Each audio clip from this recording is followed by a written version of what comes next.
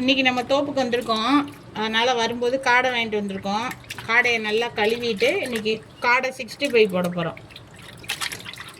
நல்லா அலசிட்டு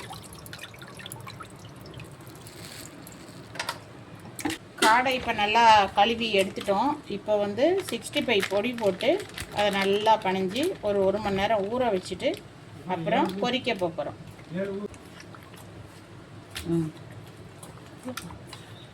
இப்போ மசால் போட்டு நல்லா அதை ஊற வச்சிடலாம். ஒரு மணி நேரம் நல்லா ஊறட்டும். இன்றைக்கி மசாலா போட்டு இப்போ நல்லா பிணைஞ்சிருக்கோம். இஞ்சி பூண்டு விழுதும் ஒரு லெமனு பிழிஞ்சிக்கலாம். எல்லாம் போட்டு மசாலா தடவிட்டு நமக்கு ஒவ்வொன்றா பொரிக்கணுன்னா அப்படி முழுசாக வைக்கணும். இல்லைன்னா நம்ம 2 கட் பண்ணிக்கலாம். நமக்கு சட்டி எவ்வளோ அகலத்தில் எண்ணெய் ஊற்றுறோமோ அதை பொறுத்து நம்ம மாற்றிக்கலாம். ஒன்றும் இல்லை.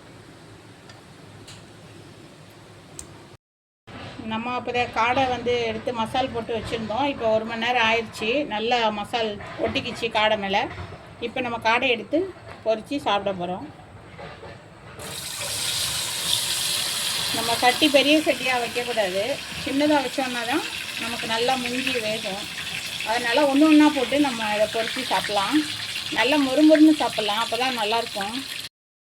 இப்போ நம்ம காடை பொரிக்கிறதுக்கு போட்டோம் இல்லையா, நல்லா வெந்துருச்சு. நல்லா பொன்னிறமாக வந்ததுக்கப்புறம் எடுக்கணும். அப்போ தான் அதோட கால் எல்லாம் கடித்து சாப்பிட நல்லாயிருக்கும் பசங்களுக்கு. நல்லா வேகலைன்னா அது ஒரு மாதிரி குச்சி குச்சியாக இருக்கும். அதனால் அது சாப்பிட நல்லா தெரியாது. இது ரொம்ப நல்லா டேஸ்ட்டாக இருக்கும், மொறுமொறுன்னு இருக்கும். காடை நல்லா ரெடி ஆயிடுச்சு. சாப்பிட்லாமா?